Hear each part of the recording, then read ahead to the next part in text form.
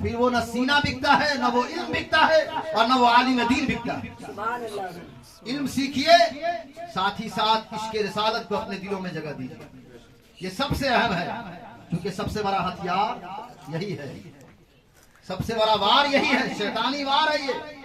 आज हमारी नई नस्ल दीन से दूर हो रही है। नई नस्लों को ये बताया जा रहा है कि नमाज पढ़ो काफी है।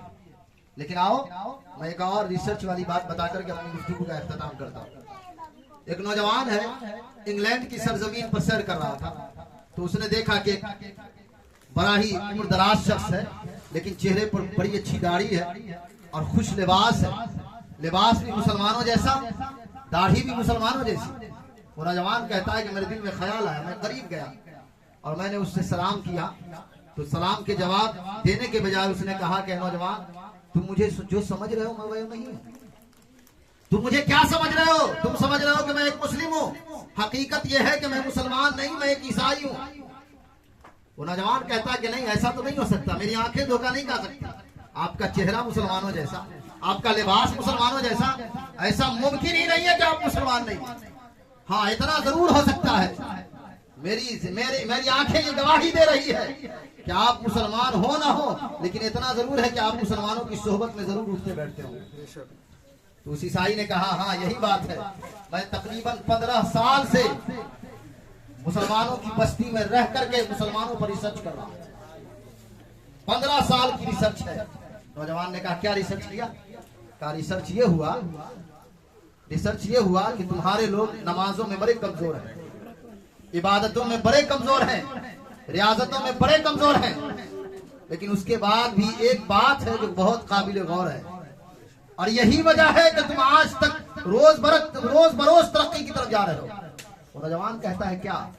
कहा, तुम्हारे अदना से लेके आला लोग तक तमाम के तमाम नबी रहमत की मोहब्बत में हर वक्त सरशार रहा करते हैं। हर वक्त सरकार की मोहब्बत में तुम्हारे जो बानी इस्लाम है यानी मोहम्मद रसूलुल्लाह, उनकी मोहब्बत से सरशार रहा करते हैं। और यही वजह है कि तुम्हारी नमाजें तुम्हें कमजोर नहीं कर रही है, तुम्हारा रोजा कम रखना ये तुम्हें कमजोर नहीं कर रहा। वजह क्या है कि तुम्हारे दिलों में इश्क़ मुस्तफा है। वो नौजवान कहता है कि आखिर बताओ कि रिसर्च के आखिर में तुमने क्या समझा? कहा, यही समझा है कि अगर इस मुसलमान को खत्म करना है, इस कौम को अगर पस्ती की तरफ ले जाना है, इस कौम को अगर दुनिया के नक्शे से मिटाना है, तो उसका सिर्फ एक तरीका है, इनके दिलों से इश्क़ मोहम्मद मिटा दो, ये खोखली कौम हो जाएगी। सुभान अल्लाह, सुभान अल्लाह। ये खोखली कौम जिसके अंदर सिर्फ जिस्म का एक ढांचा रहेगा, खून तो होगा लेकिन उस खून के अंदर वो रंगत बाकी नहीं रहेगी। जिस्म तो होगा लेकिन जिस्म के अंदर और दिलों के अंदर वो जज्बा बाकी नहीं रहेगा। ये जज्बा आता कहां से है? ये जज्बा इश्क़ मुस्तफा से आता है।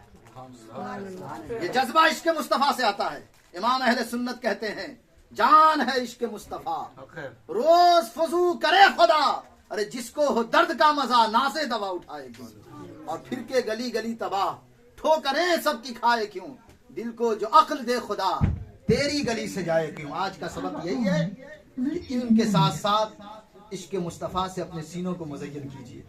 इंशाअल्लाह ताला ये इल्म आपको बड़ी बुलंदी पर ले जाएगा। ये इल्म वही है। इमाम अहमद रज़ा ने सिर्फ इल्म नहीं सीखा, इश्क़ मुस्तफा से अपने दिलों को मुज़य्यन किया।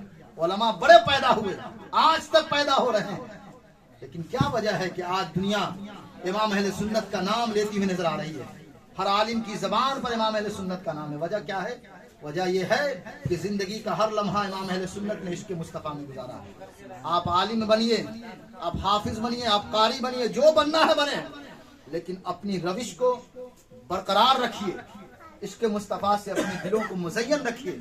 इंशाअल्लाह ताला ये इल्म आपको दुनिया में भी कामयाब करेगा, आखिरत में भी कामयाब करेगा। साथ ही साथ इन बच्चों की हौसला अफजाई के लिए इस महफिल को सजाया गया है।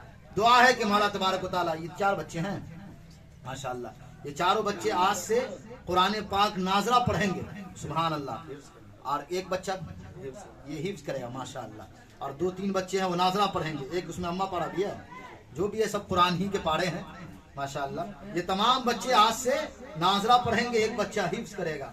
इंशाअल्लाह ताला यहाँ की तालीम भी अच्छी होती है, मैं मुबारकबाद देता हूँ कारी एहसान साहब को कि इन्होंने बड़ा अच्छा निज़ाम बनाया है और यही निज़ाम बरकरार रहे, ये और बहुत बड़ी ज़रूरी बात है। ये निज़ाम, इल्म का निज़ाम बरकरार रहे। इन बच्चों की हौसला अफजाई हो रही है, इससे इन बच्चों के दिलों में एक जज्बा पैदा होगा, एक शौक, एक उमंग पैदा होगी कि जब हम कुछ नहीं है तो हमें ऐसी हौसला अफजाई मिल रही है।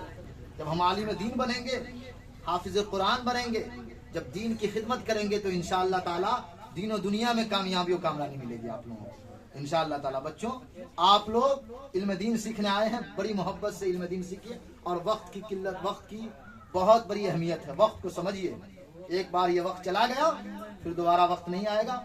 वक्त को इधर उधर में खोने के बजाय जो वक्त खारजी मिल जाए उसमें किताबों का मुताला कीजिए, तारीख इस्लाम को पढ़िए, तारीख इस्लाम जरूर पढ़िए ताकि आपको पता चले कि इस्लाम की तारीख क्या है।